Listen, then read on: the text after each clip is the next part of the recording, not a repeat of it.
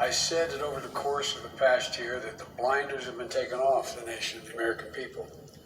What many Americans didn't see or had simply refused to see couldn't be ignored any longer.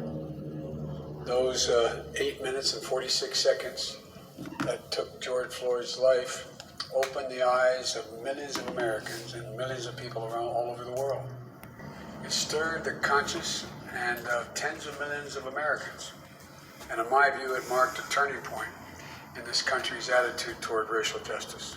Gianna, who I met with when I met with the family, I leaned down to say hi to her, and she said, looked at me and she said, "Daddy changed the world." That's what Gianna said, his daughter. Daddy changed the world. And I believe she was right. Not because this kind of injustice stopped, it clearly hasn't. Because it's changed minds and mindsets.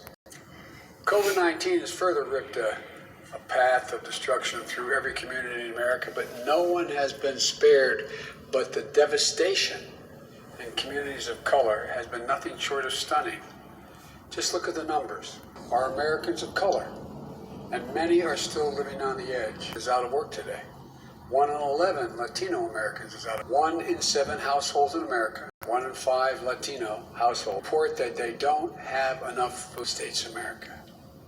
Black COVID-19 at rates nearly 3 times that of white Americans. Just a fact.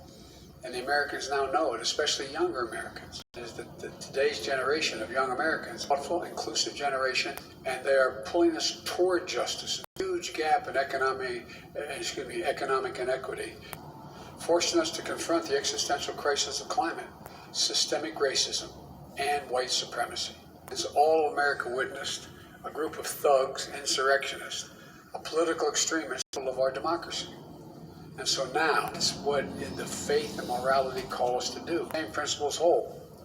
We're all God's children.